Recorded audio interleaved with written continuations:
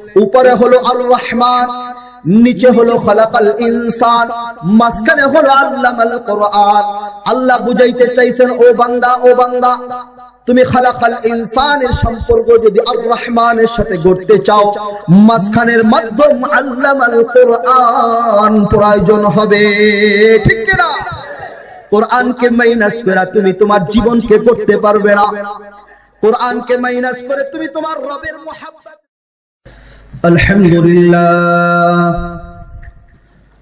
আলহামদুলিল্লাহ নাহমাদুহু ওয়া নাস্তাঈনুহু ওয়া নাস্তাগফিরুহু ওয়া নু'মিনু বিহি ওয়া নাতাওয়াক্কালু আলাইহি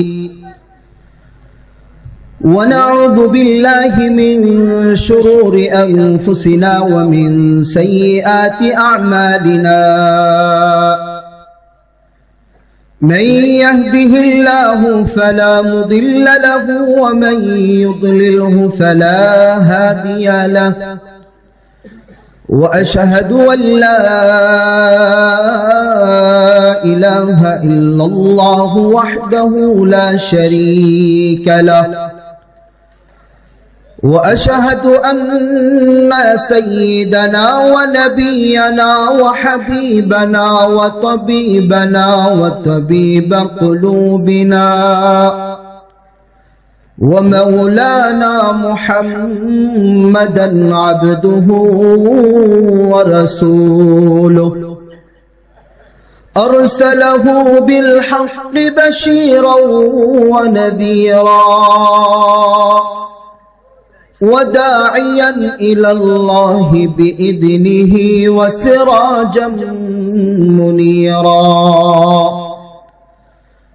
أما بعد فقد قال الله تعالى في كلامه المجيد والفرقان الحميد: أعوذ بالله من الشيطان الرجيم. إنما يخشى الله من عباده العلماء. وقال تعالى في سورة المجادلة: والذين أوتوا العلم درجات والله بما تعملون خبير. وقال رسول الله صلى الله عليه وسلم: من خرج في طلب العلم فهو في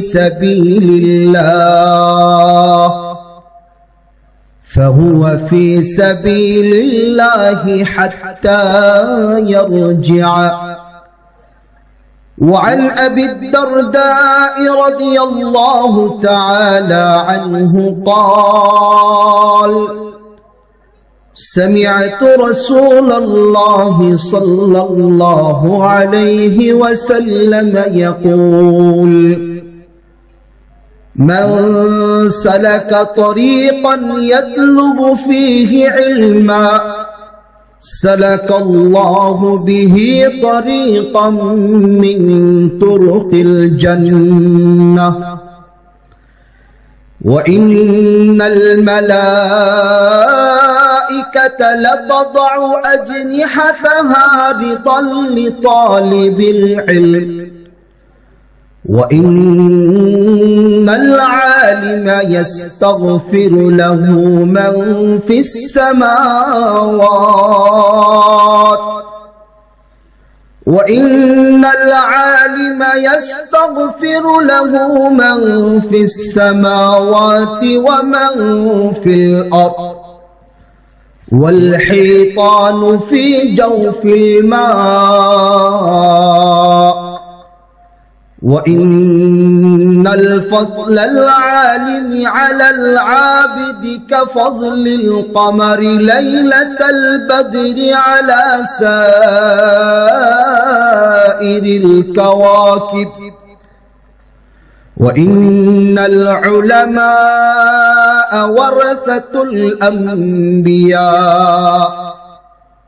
وَإِنَّ الْأَنْبِيَاءَ لَمْ يُوَرِّثُوا دِينَارًا وَلَا دِرْهَمًا وَإِنَّمَا وَرَّثُوا الْعِلْمَ فَمَنْ أَخَذَهُ أَخَذَ بِحَظٍّ وَافِرٍ أو كما قال عليه الصلاة والسلام اللهم صل على محمد وعلى آل محمد كما صليت على إبراهيم وعلى آل إبراهيم إنك حميد مجيد اللهم بارك على محمد وعلى آل محمد كما باركت على إبراهيم وعلى آل إبراهيم إنك حميد مجيد আল্লাহ সুবহানাহু ওয়া তাআলার দরবারে অসংখ্য অগণিত শুকরিয়া যে আল্লাহ রাব্বুল আলামিন আমাদেরকে দয়া করে মায়া করে আজকের এই মজলিসে আসার বসার তৌফিক দান করেছেন। এজন্য আমরা কালিমাতুশ শুকর আদায় করি, বলুন আলহামদুলিল্লাহ। সম্মানিত সুধী, যেই মজলিসে কোরআন এবং হাদিসের আলোচনা করা হয় এই মজলিসটা বড় দামি মজলিস। সুবহানাল্লাহ সুবহানাল্লাহ। আর আমরা সবাই জানি দামি জিনিসের সাথে যদি ছোঁয়া লাগে, দামি বস্তুর সাথে যদি কারোর ছোঁয়া লাগে, সেই বস্তুটাও ওই দামি বস্তুর কারণে কি হয়ে যায়? দামি হয়ে যায়। সুবহানাল্লাহ। তো মজলিসটা বড় দামি, কারণ কি? এই মজলিসে দুনিয়াবি কোনো আলোচনা হবে না, বরং এই মজলিসটা হলো এমন মজলিস যেই মজলিসে কোরআন এবং হাদিসের আলোচনা হবে। তো আমরা এই মজলিসে উপস্থিত হতে পেরেছি, আলহামদুলিল্লাহ আলহামদুলিল্লাহ। আল্লাহর হাবিব মুহাম্মদুর রাসূলুল্লাহ সাল্লাল্লাহু আলাইহি ওয়াসাল্লাম বলেন, যাকারাহুমুল্লাহু ফী মান ইনদা। মানুষ যখন একত্রিত হয়ে কোরআন এবং হাদিসের আলোচনা করতে থাকে, শুনতে থাকে, বলতে থাকে, আল্লাহ রাব্বুল আলামিন খুশি হয়ে তার ফেরেশতাদের সামনে ওই বান্দার আলোচনা করতে থাকে। এই আমার ফেরেশতা, জানো আমার অমুক বান্দা তার দুনিয়াবি হাজারো ব্যস্ততা রেখে আমার মুহাব্বতে, আমাকে চেনার জন্য, আমার সন্তুষ্টি লাভের জন্য সে একত্রিত হয়েছে, কোরআনের মজলিসে সে বসেছে।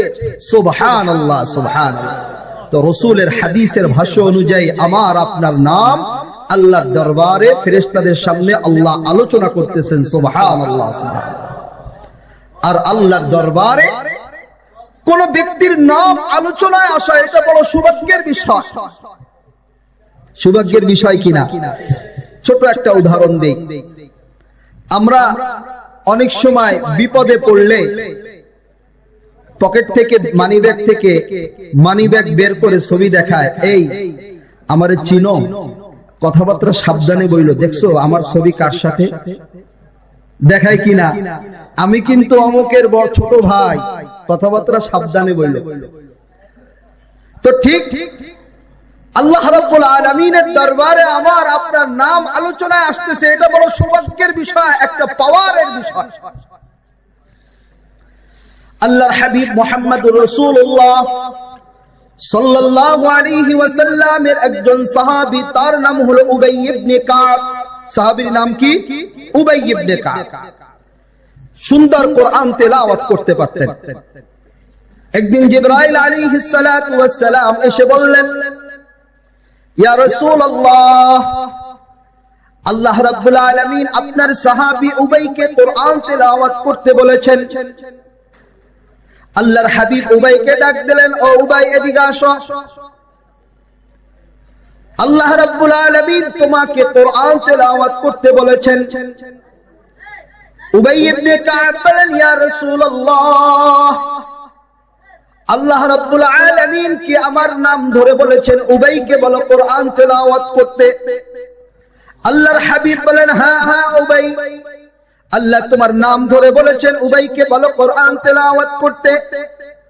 উবাই ইবনে কাব চিন্তা করলো, আমার জীবনের এমন কোন আমল তো দেখি না যে আমলের উসিলায়, যে আমলের বদলায় আমার মতন বান্দার নাম আল্লাহর দরবারে আলোচনায় আসতে পারে।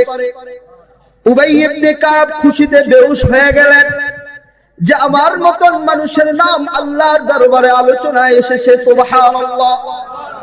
ও দোস্ত, আল্লাহর হাবিবের ভাষ্য অনুযায়ী তোমার আমার নাম আল্লাহর দরবারে আলোচনায় এসেছে। আল্লাহ খুশি হয়ে ফেরেশতাদের সামনে তোমার আমার নাম আলোচনা করতেছে। এই জন্য এই দ্বীনি মজলিস বড় দামি, বড় দামি। এই মজলিসে যারা অংশগ্রহণ করেছে তারা বড় দামি, তারা দামি। আল্লাহ রাব্বুল আলামিন আমাদেরকে দ্বীনি মজলিসের গুরুত্ব বোঝার তৌফিক দান করুন, আমিন। মুহতারাম হাজিরিন, আমি আপনাদের সামনে উলামায়ে কেরামের মর্যাদা, উলামায়ে কেরামের হক, উলামায়ে কেরামের সম্মান, আলেমের মর্যাদা সম্পর্কে কিছু আলোচনা করব ইনশাআল্লাহ তাআলা। এই বিষয়টা আলোচনা করলে অনেকের কাছে ভালো লাগবে না, বিশেষ করে যারা আলেম বিদ্বেষী তাদের কাছে এই বিষয়টা ভালো লাগবে না। কিন্তু মনে রাখতে হবে, আমি যে এই চেয়ারে বসেছি আপনাকে খুশি করার জন্য না ভাই, আমি তো আমার রব, আমার মালিককে খুশি করার জন্য বসেছি, ঠিক কিনা? আপনারাও যে এখানে এসেছেন আমাকে খুশি করার জন্য না, আপনার মালিকের মর্যাদা, আপনার মালিকের মোহাব্বত, আপনার রবের রেজামন্দি হাসিল করার জন্য আপনারা এখানে বসেছেন। আল্লাহকে ভালোবাসা সহজ নাকি মানুষের ভালোবাসা অর্জন করা সহজ?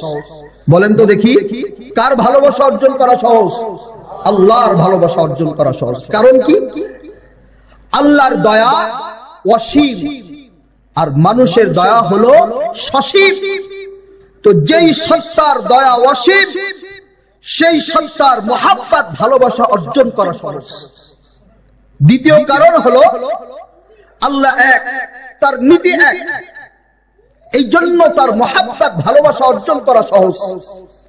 আর নানান মানুষের নানান নীতি, সমস্ত মানুষের নীতিকে ম্যানেজ করে সমস্ত মানুষের মন জয় করা বড় কঠিন, ঠিক কিনা? বড় কঠিন। হ্যাঁ, তবে তাদের জন্য সহজ যারা দ্বিমুখী, যারা নানানমুখী, যাদের চিন্তা চেতনা বিভিন্ন মুখী। আমাদের দেশীয় ভাষায় বলে যাদের স্বভাবটা গোলালু মার্কা। আমাদের বরিশালের ভাষায় কি বলে? যাদের স্বভাবটা গোলালু মার্কা, তারা সবাইকে ম্যানেজ কইরা চলতে পারে। আর আমাদের সমাজ, আমাদের পরিবেশের অবস্থা এমন, যারা এই স্বভাবের হয় তাদেরকে মানুষ বাহা বাহা দেয়। এই হুজুরটা খুব ভালো, আসমানের উপরে আলোচনা করে আর জমিনের নিচে আলোচনা করে, আসমান এবং জমিনের মাঝে কোনো কিছুর আলোচনা করে না। মনে রাখতে হবে, মুসলমানের নীতি হবে এক। একাধিক নীতি নিয়ে যারা চলে এরা কখনোই মুসলমান হতে পারে না, ঠিক কিনা? দ্বিমুখী আচরণ করে কোন মুমিন মুসলমান না। কোন মুমিন মুসলমানের খাসলাত দ্বিমুখী হতে পারে না। মুনাফিকের খাসলাত হলো দ্বিমুখী। আল্লাহ রাব্বুল আলামিন সূরা বাকারার ভিতরে জানাই দিয়েছেন এই বিষয়টা পরিষ্কার ভাবে। وَإِذَا لَقُوا الَّذِينَ آمَنُوا قَالُوا آمَنَّا وَإِذَا خَلَوْا إِلَى شَيَاطِينِهِمْ قَالُوا إِنَّا مَعَكُمْ إِنَّمَا نَحْنُ مُسْتَهْزِئُونَ। আল্লাহ রাব্বুল আলামিন এই আয়াতের ভিতরে মুনাফিকদের খাসলাত সম্পর্কে আলোচনা করেছেন। وَإِذَا لَقُوا الَّذِينَ آمَنُوا قَالُوا آمَنَّا। মুনাফিকরা যখন মুসলমানদের সাথে সাক্ষাৎ করে, মোলাকাত করে, তখন মুনাফিকরা বলে, আয়া আমি তো তোমাদের, আমরা তো তোমাদেরই দলে, আমান্না, আমরা তো মুমিন, আমরা ঈমান এনেছি। কিন্তু ইদা খালাউ ইলা শায়াতিনহিম, যখন তাদের নেতাদের কাছে গিয়ে মিলিত হয়, ওই নেতারা বলে তোমরা যাও যাও, তোমরা তো মুসলমান হয়ে গেছো। তখন মুনাফিকরা বলে না না না, আরে আমরা তো ওদের সাথে 2 নম্বরই করেছি, জালিয়াতি করেছি। ইন্না মাআকুম ইন্নামা নাহনু মুস্তাহজিউন, আমরা তো ওদের সাথে ঠাট্টা করেছি, আরে আমরা তো তোমাদেরই বন্ধু। তাহলে দ্বিমুখী আচরণ মুসলমানের না মুনাফিকের? বলেন মুনাফিকের। একটা গল্প মনে পড়ে গেল, বলবো নাকি? এক জেলে বহু বছর ধরে মাছ শিকার করে। একবার হঠাৎ তার জালে একটা বিরল প্রজাতির মাছ ধরা পড়লো। এখন চিন্তা করলো এটা যদি বাজারে নিয়ে যাই 4 আনা 8 আনা দাম হবে। যদি বাদশার কাছে নিয়ে যাই, রাজদরবারে নিয়ে যাই, বাদশা এই সুন্দর মাছটা দেখা খুশি হয়ে যাবে, আমি মূল্য বেশি পাবো। তো জেলে কি করলো, মাছটা রাজদরবারে নিয়ে গেল, বাদশার সামনে উপস্থিত করলো। বাদশা দেখা তো খুব খুশি, এত সুন্দর মাছ। উজিরকে বলল, উজির একে 2 দিরহাম দিয়ে দাও। এখন উজির চিন্তা করে মাছটার দাম 4 আনা 8 আনা, এত অল্প দাম, বাদশা 2 দিরহাম দিতে বলল। বাদশাকে ইশারা দিয়ে ডাক দিছে ঘরের ভিতরে, এদিকে আসে। কি হয়েছে? বলে যে আপনি কি করলেন? এই মাছটার দাম বাজারে তো সামান্য মূল্য হবে, আপনি 2 দিরহামের কথা কেন বললেন? বলে যে যেহেতু বলে ফেলছি, এখন আর করার কিছু নেই, আমি তো বাদশা, না হলে তো মানুষ আমার সমালোচনা করবে যে বাদশা কথা দিয়া কথা রাখে না। বলে যে না না, বুদ্ধি একটা আছে, সিস্টেম একটা আছে। কি সিস্টেম? আপনি গিয়া ওই জেলেকে বলবেন, এই জেলে তোমার মাছটা পুরুষ না মহিলা? যদি জেলে বলে পুরুষ, তাহলে আপনি বলবেন আমার মহিলা মাছ দরকার। জেলে যদি বলে আমার মাছটা মহিলা, তাহলে আপনি বলবেন আমার পুরুষ মাছ দরকার। হয়তো পুরুষ হবে অথবা মহিলা হবে, যে কোনো একটাই হবে। এই বাহানা দিয়ে আপনি মাছ আর কিনবেন না। এখন এই প্রস্তাব নিয়ে যখন বাদশা ওই জেলের কাছে গেল, গিয়ে বলতেছে তোমার মাছটা পুরুষ না মহিলা? জেলে তো বড় চালাক, বুঝে ফেলছে ব্যাপারটা কি, এই প্রশ্ন করার কারণটা কি। যেই প্রশ্ন করছে সাথে সাথে জেলে বলে, বাদশা আমার মাছটা পুরুষও না মহিলাও না, আমার মাছটা হলো হিজড়া। মাছটা কি? হিজড়া। এটা পুরুষ ও মহিলা উভয় না। এখন তো বাদশা খুশি হয়ে উজিরকে বলে, ওকে 4 দিরহাম দিয়ে দাও। কয় দিরহাম দিয়ে দাও? 4 দিরহাম। আমাদের সমাজে এরকম হিজড়া স্বভাবের লোক আছে কিনা? হিজড়া স্বভাবের লোক আছে যারা, তাদের মূল্য আমাদের সমাজে অনেক বেশি, অনেক বেশি। আল্লাহু আকবার। আল্লাহ তাদেরকে হেদায়েত দান করুন, আমিন আমিন। আল্লাহ রাব্বুল আলামিন আমাদেরকে এক নীতিতে বিশ্বাসী হওয়ার তৌফিক দান করুন, আমিন। মুহতারাম হাজিরিন, বর্তমান বিশ্বে মুসলমানদের অধঃপতনের অন্যতম কারণ হলো মুসলমান কোরআন থেকে বিচ্ছিন্ন হয়ে গেছে। মুসলমান কোরআনকে মাইনাস করে দিয়েছে তাদের জীবন থেকে, যার ফলে মুসলমান আজকে সারা বিশ্বে জায়গায় জায়গায় লাঞ্ছিত হচ্ছে, অপমানিত হচ্ছে, অপদস্থ হচ্ছে। আল্লাহর হাবিব বলেন, তারাকতু ফীকুম আমরাইন লান তাদিল্লু মা তামাসসাকতুম বিহিমা কিতাবাল্লাহি ওয়া সুন্নাত রাসূলিহি। আল্লাহর হাবিব বলেন, আমি তোমাদের মাঝে 2টি জিনিসকে রেখে গেলাম। এই 2টি জিনিসকে তোমরা যতদিন পর্যন্ত মজবুত ভাবে আঁকড়ে ধরবে, লান তাদিল্লু, কেউ তোমাদেরকে গোমরাহ করতে পারবে না, কেউ তোমাদেরকে পথভ্রষ্ট করতে পারবে না, কেউ তোমাদেরকে লাঞ্ছিত করতে পারবে না, তোমাদেরকে কেউ অপমানিত করতে পারবে না। আল্লাহর হাবিব বলেন, সেই 2টি জিনিসের একটি হলো কিতাবুল্লাহ, একটা হলো আল্লাহর কিতাব, দ্বিতীয় হলো সুন্নাতে রাসূল। কয়টা জিনিস? 2টা জিনিস, একটা হলো কোরআন আর একটা হলো রাসূলের হাদিস। আজকে মুসলমানদেরকে কোরআন থেকে দূরে সরিয়ে রাখার জন্য চতুর্মুখী ষড়যন্ত্র চলতেছে, চতুর্মুখী ষড়যন্ত্র চলে। উদ্দেশ্য কি? কোরআন যেন মুসলমান ভুলে যায়, কোরআন যেন মুসলমান ছেড়ে দেয়, কোরআনী জীবন ব্যবস্থায় একজন মানুষ যেন নিজেকে জীবন যাপিত না করে। এই কারণে চতুর্মুখী ষড়যন্ত্র চলতেছে। এই ষড়যন্ত্র নতুন নয়, রাসূলের জামানায় ওই ষড়যন্ত্র ছিল মুসলমানদেরকে কোরআন থেকে মাইনাস করা। وقال الذين كفروا لا تسمعوا لهذا القرآن والغوا فيه لعلكم تغلبون। কাফেররা বলতো লা তাসমাউ লিহাযাল কুরআন, এই কোরআন তোমরা শুনো না ওয়ালগাউ ফীহি, কোরআনের মজলিসে গিয়ে হট্টগোল তৈরি করো। কারা বলতো? কাফেররা বলতো।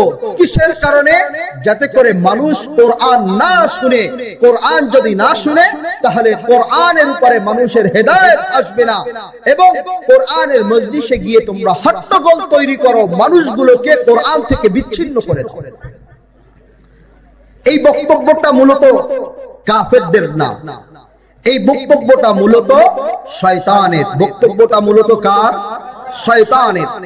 শয়তান এই জমিনে তার মিশনকে বাস্তবায়িত করার লক্ষ্যে তার দূষর কাফেরদেরকে দিয়া সমাজের ভিতরে এই কথা ছড়ায় দিচ্ছে যে এই তোমরা কোরআন শুনো না, কোরআনের মজলিসে হট্টগোল তৈরি করো। কোরআন, শয়তান তো বড় বাটপার, বড় চালাক। মানুষকে এক পদ্ধতিতে ধোঁকা দেয় না। এক পদ্ধতিতে ধোঁকা দিলে তো মানুষ সতর্ক হয়ে যাবে, হুঁশিয়ার হয়ে যাবে, ঠিক কিনা? এই জন্য নানান পদ্ধতি ব্যবহার করে, বিভিন্ন সিস্টেমে, বিভিন্ন তরিকায় শয়তান মানুষকে ধোঁকা দেয়। এখন যদি বলে এই 500 টাকা নাও, এই 1000 টাকার বান্ডিল নাও, এই 50,000 নাও, সুদ, কেউ নিবে না। বলে যে এখন সুদ চলতেছে মুনাফা আর ইন্টারেস্টের নামে। কেরা পরিবর্তন করে দিছে? শয়তান। বুঝেন? কিছু বুঝেন? সুদ এখন নাম পাল্টাই দিছে, এখন সুদ আর সুদ না, এখন হলো কি? মুনাফা, ইন্টারেস্ট। আমাদের এক উস্তাদ বলতো, এই কুত্তা কবি না কখনো, একটু সম্মান করে ক, কুকুর ক। কি ক? কুকুর ক। অবস্থা এমন হইছে, সুদ এখন নাম পরিবর্তন হয়ে গেছে মুনাফা আর ইন্টারেস্ট। তো শয়তান মানুষকে বিভিন্ন পদ্ধতিতে, বিভিন্ন তরিকায় ধোঁকা দেয়। قال فبما أغويتني لأقعدن لهم صراطك المستقيم ثم لآتينهم من بين أيديهم ومن خلفهم وعن أيمانهم وعن شمائلهم ولا تجد أكثرهم شاكرين। শয়তান আল্লাহর কাছে ওয়াদা করেছিল, আল্লাহ, যে বনি আদমের কারণে আমার এই অবস্থা, যে বনি আদমের কারণে আমাকে জান্নাত থেকে বের করে দেওয়া হয়েছে, এই বনি আদমকে আমি সামনে, পিছনে, ডানে, বামে, চতুর্দিক থেকে বিভিন্ন ভাবে আমি ধোঁকা দিব। আমাদের আদি পিতা হযরত আদম আলাইহিস সালাতু ওয়াস সালাম এবং আমাদের আদি মাতা হযরত হাওয়া আলাইহিস সালাতু ওয়াস সালামকে শয়তান কিভাবে ওয়াসওয়াসা দিয়েছেন চিন্তা করুন।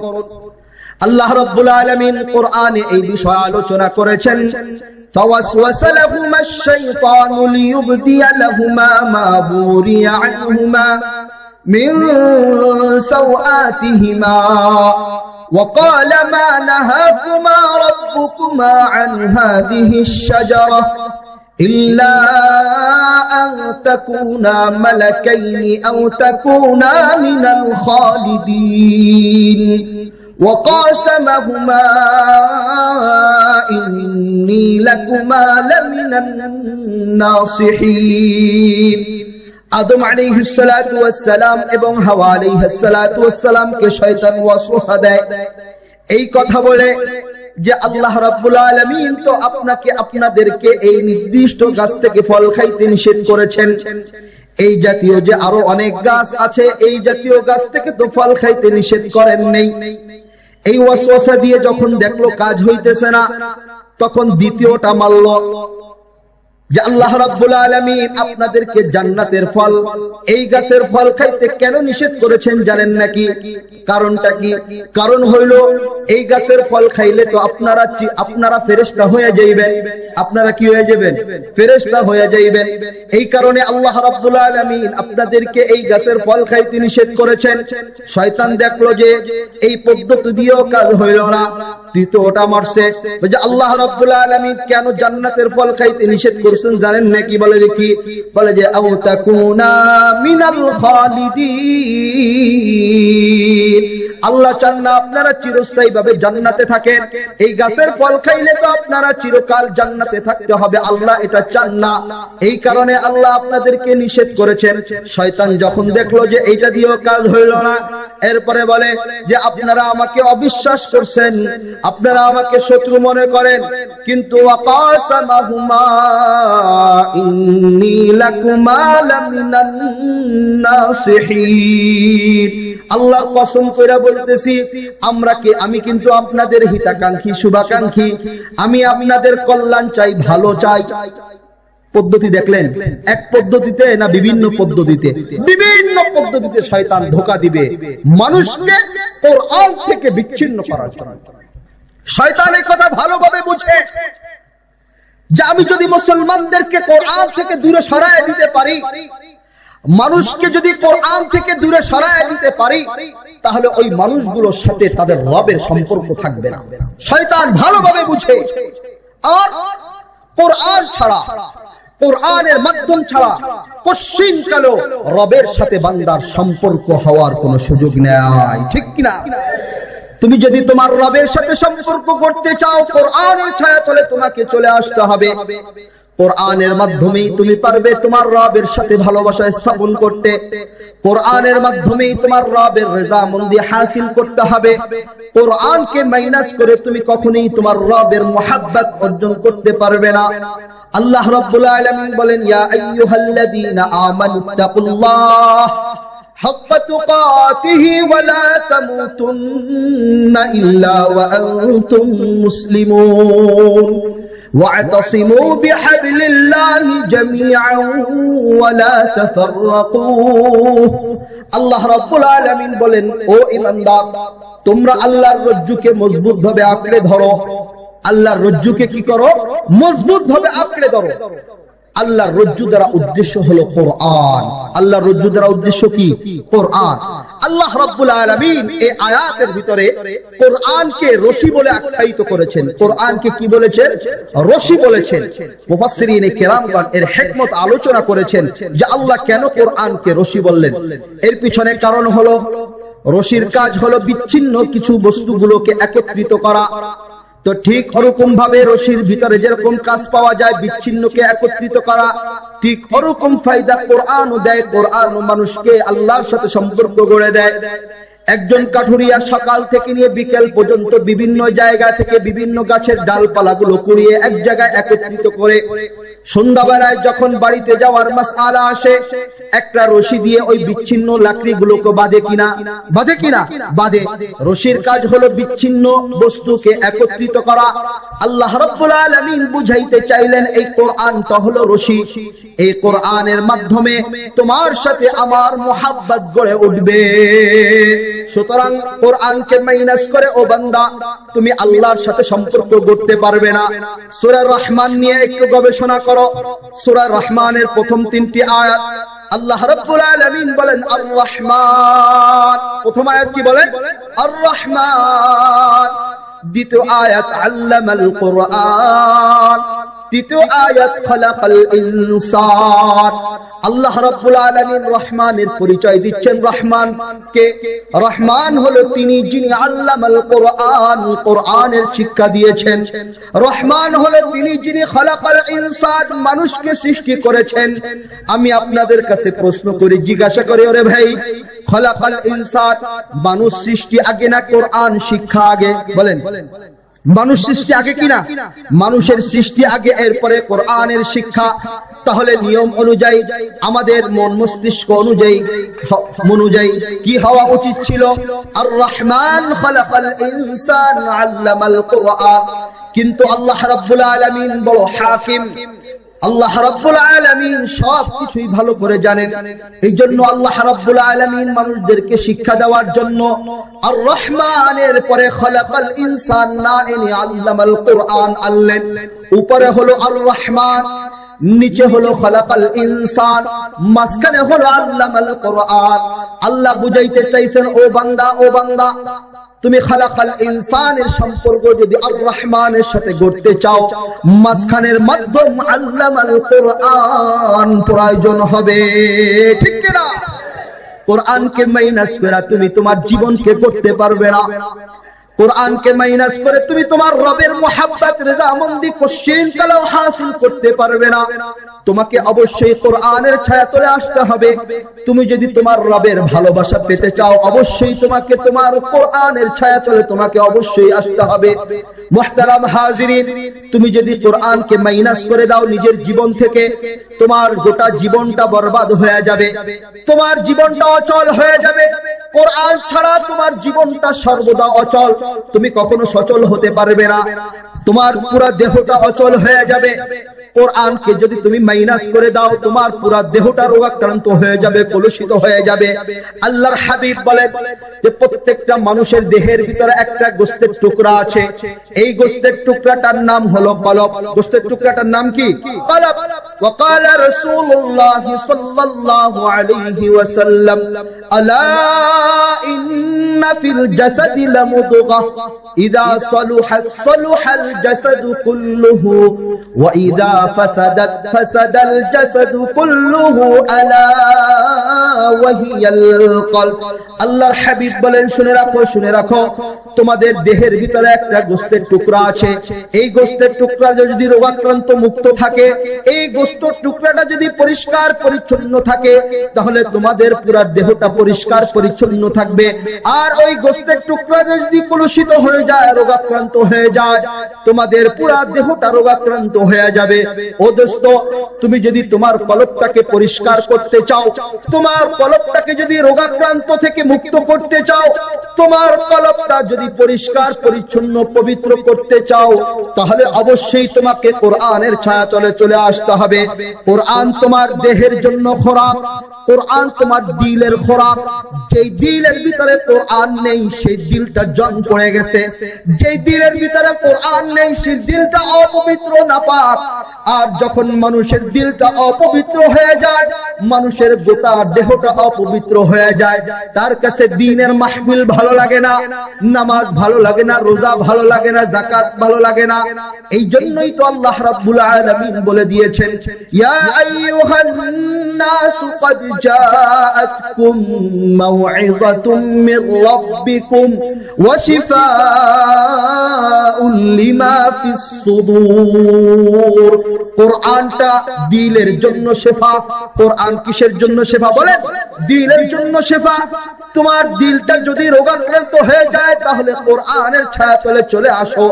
তোমার মনের ভিতরে বড় অস্থির, উজু কইরা মসজিদের ভিতরে গিয়ে কোনায় যা কোরআন তেলাওয়াত করো, সাথে সাথে দেখবা তোমার দিলটা পরিষ্কার হয়ে যাবে, স্থির হয়ে যাবে। সুবহানাল্লাহ। বাস্তব কিনা? অবশ্যই বাস্তব। কোরআন এত দামি, এত দামি, এত মূল্যবান, যা ভাষায় ব্যক্ত করা সম্ভব না। এই কোরআন শিখার জন্য যেই ব্যক্তি পথ অবলম্বন করবে, যে ব্যক্তি পথ অন্বেষণ করে, আল্লাহর হাবিব বলেন ওই ব্যক্তির জন্য জান্নাতের পথটা সহজ হয়ে যায়। সুবহানাল্লাহ। কিসের বদৌলতে? কোরআনের বদৌলতে। তুমি কোন পথ অবলম্বন করেছো, আল্লাহর হাবিব বলেন ওই ব্যক্তির জন্য জান্নাতের পথটা সহজ হয়ে যায়। হযরত কাসির ইবনে কায়েস রাহমাতুল্লাহি আলাইহি বিশিষ্ট একজন সাহাবী, তিনি তাবিঈ, তিনি বলেন আমি আবু দারদা রাদিয়াল্লাহু তাআলা আনহুর সাথে দামেস্কের মসজিদে বসা ছিলাম। হযরত কাসির ইবনে কায়েস রাহমাতুল্লাহি আলাইহি একজন তাবিঈ, তিনি বলেন আমি আবু দারদার সাথে দামেস্কের মসজিদে বসা ছিলাম। ওই মুহূর্তে এক ব্যক্তি আসলেন মদিনাতুর রাসূল সাল্লাল্লাহু আলাইহি ওয়াসাল্লাম থেকে, এসে বলতেছেন, ও আবু দারদা, আমি মদিনাতুর রাসূল তথা রাসূলের শহর থেকে এসেছি। আল্লাহু আকবার। চিন্তা করেন, দামেস্ক আর মদিনা এর দূরত্ব কত জানেন? 1303 কিলোমিটার। কত কিলোমিটার? 3 কিলোমিটার। ওই জামানায় এত সুন্দর রাস্তাঘাটের ব্যবস্থা ছিল না, ছিল পাহাড়ি অঞ্চল, মরুভূমি, দামি দামি ভালো যানবাহনের ব্যবস্থাও ছিল না।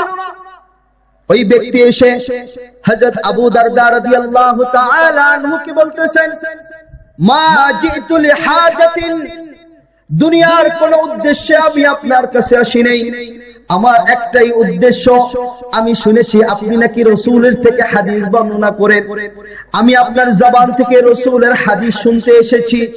এই 1303 কিলোমিটার পাড়ি দিয়ে এত কষ্ট করেছি একমাত্র আপনার কাছ থেকে রাসূলের হাদিস শোনার জন্য। ও দোস্ত, আমাদের আকাবিররা উত্তরসূরি সাহাবায়ে কেরাম দ্বীনের জন্য কত ত্যাগ স্বীকার করেছে। 4 ভাগের 1 ভাগ ত্যাগ তোমার আমার ভিতরে পাওয়া যায় না। আজকে আমরা শুধু শর্ট খুঁজি। হুজুর কোরআন শরীফ শিখতে কতদিন লাগবে? হুজুর যদি বলে 6 মাস 1 বছর, বলে এই হুজুর চলবে না, এটা বাতিল। আরেক হুজুরের কাছে যে হুজুর কোরআন শরীফ শিখতে কতদিন লাগবে? ভাই 4 থেকে 6 মাস, বলে সময় নেই, হবে না। আরেক হুজুরের কাছে গেছে, হুজুর কোরআন শিখতে কতদিন লাগবে? ভাই 2 থেকে 3 মাস, বলে চলবে না, এত সময় নেই। আরেক জায়গায় গেছে, হুজুর কোরআন শরীফ শিখতে কতদিন লাগবে? বলে যে 1 মাসেই শিখতে পারবেন। আছে না এরকম? 1 মাসেই শিখতে পারবেন, বলে যে এই দেই না হুজুর, এত সময় আছে নাকি? দুনিয়ার পিছনে সময় পাও, দুনিয়া কামাই করার জন্য সময় আমি আপনি পাই, কিন্তু দ্বীনের ব্যাপারে আসলে আমরা বাঁকা হয়ে যাই। দ্বীনের ব্যাপারে আমরা এত অলস যে দ্বীনের ব্যাপারে আমরা সময় দিতে চাই না, শুধু সংক্ষেপ খুঁজি। এই জামানাটা শুধু সংক্ষেপের জামানা। কিসের জামানা? সংক্ষেপের জামানা, শর্টকাটের জামানা। হুজুর যদি একটু বড় ঝুরা পড়ে, হুজুর কয়, হুজুর আপনার তো কোনো কাজ নেই, আপনার কাজ হলো শুধু নামাজ পড়ানো আর মানুষের পাশে দাওয়াত খাওয়া। আমাকে তো ব্যবসা বাণিজ্য কাজটা আছে, একটু সুরে টুরে অল্প কইরা বইরে, বলে কিনা? বলে। সবাই শুধু সস্তা। হুজুর শেষ বই থেকে তো তাশাহুদ পড়লেই হয়, দুরূদ শরীফ আর দোয়া মাসুরা পড়া তো দরকার নেই, তাশাহুদটা ফিরে সালাম দিয়ে এলাই, আমাকে অনেক ব্যস্ততা আছে, বলে কিনা? বলে। এক ব্যক্তি এই ছোট একটু কাপড় নিয়ে গেছে, এই 1 গজ বা আধা গজ হবে, গেছে দর্জির কাছে, বলতেছে, ভাই আমার এই কাপড়টা দিয়ে একটা টুপি বানায় দেন। ঠিক আছে। এখন কিছু দূর যাওয়ার পরে চিন্তা করলো যে দর্জির এত সাধারণত বলে কাপড় নিয়ে গেলে, মানে নিজের দর্জিদের একটা অভ্যাস, নিজেদের দোকান দিয়ে যদি কাপড় না কেনে, বুদ্ধি করে কয় যে কাপড় অন্য জায়গায় আনছেন না, এই কাপড় হবে না, কিন্তু নিজের দোকানটা কিনে নেই, যে মাইন্ড করেন না কেউ, যেটা এখানে থাকেন বাস্তব। আমরা তো পাঞ্জাবি বানাই, আমরা এরকম শিকার হই। এখন চিন্তা করলো দর্জি তো কিছুই করলো না, একটা টুপি পয়সা সাথে বলছে হ্যাঁ বানানো যাবে। আবার গেছে, ভাই 2টা টুপি কি হবে? বলছে হ্যাঁ হবে। কিছু দূর যাওয়ার পর চিন্তা করলো, কি রে এই কাপড় দিয়ে 2টা টুপিও হবে, তাহলে মানে 3টাও হবে। আবার গেছে, যা বলে যে ভাই 3টা কি হবে? বলছে হ্যাঁ হবে। আবার কিছুক্ষণ এরকম 5 বার গেছে আর আইছে, টুপি কয়টা হইছে? 5টা। বলে যে 1 সপ্তাহ পরে আইছে। 1 সপ্তাহ পরে যায় বলে ভাই টুপি দেন, হাত পাতেন, 5 আঙ্গুলে 5টা টুপি পরাই দিছে। 5 আঙ্গুলে কয়টা পরাই দিছে? 5টা পরাই দিছে। সংক্ষিপ্ততার বরকত দেখছেন? সংক্ষেপ আর চায়েন না। দ্বীনের জন্য ত্যাগ স্বীকার করতে হবে, দ্বীনের জন্য সময় লাগাইতে হবে। কোরআন শিখতে চান তাহলে নিজের জীবনকে উৎসর্গ করেন, দুনিয়ার পিছনে আর ঘুরেন না। অনেক দুনিয়ার পিছনে সময় ব্যয় করেছেন, আসুন সময় এখনো আছে, কোরআনের জন্য সময় লাগান। আল্লাহ রাব্বুল আলামিন আমাদেরকে বোঝার তৌফিক দান করুন, আমিন। তো ওই ব্যক্তি আবু দারদা রাদিয়াল্লাহু তাআলা আনহুকে বলতেছেন, হযরত আমার আসার উদ্দেশ্য একমাত্র আমি রাসূলের হাদিস আমি আপনার কাছে শুনতে চাই। এই যে 1303 কিলোমিটার দূর মদিনা থেকে দামেস্কে এসেছি, আমার দুনিয়ার কোনো উদ্দেশ্য না, বরং একটাই উদ্দেশ্য, আমি আপনার কাছ থেকে রাসূলের হাদিস শুনতে চাই। আবু দারদা রাদিয়াল্লাহু তাআলা আনহু বললেন, রাসূলের হাদিস শুনতে চাও তাহলে শুনো। আল্লাহর হাবিবের জবান থেকে আমি শুনেছি, আল্লাহর হাবিব বলেছেন, মান সালাকা তরিকান ইয়ালতুবু ফীহি ইলমা মান সালাকা তরিকান ইয়াতলুবু ফীহি ইলমা সালাকাল্লাহু বিহি তরিকান মিন তুরুকিল জান্নাহ। যে ব্যক্তি কোরআন শিখার জন্য পথ অন্বেষণ করে আল্লাহ রাব্বুল আলামিন ওই ব্যক্তির জন্য জান্নাতের পথকে সহজ করে দেন। সুবহানাল্লাহ সুবহানাল্লাহ সুবহানাল্লাহ। ওয়া ইন্না মালাইকাতা লাতদউ আজনিহাতিহা রিদাল লিতালিবিল ইলম। আল্লাহর হাবিব মুহাম্মদুর রাসূলুল্লাহ সাল্লাল্লাহু আলাইহি ওয়াসাল্লাম বলেন, যেই ব্যক্তি কোরআনের জন্য, কোরআন শিখার জন্য পথ অবলম্বন করবে, কোরআনের জন্য নিজের জীবনটাকে উৎসর্গ করে দিবে, আল্লাহর হাবিব বলেন ওই ব্যক্তির সম্মানে ফেরেশতারা তাদের নূরের পর বিছায় দিবে। সুবহানাল্লাহ। দুনিয়ায় মানুষ একজন আর একজনকে অভ্যর্থনা দেয় লাল গালিচা দিয়া।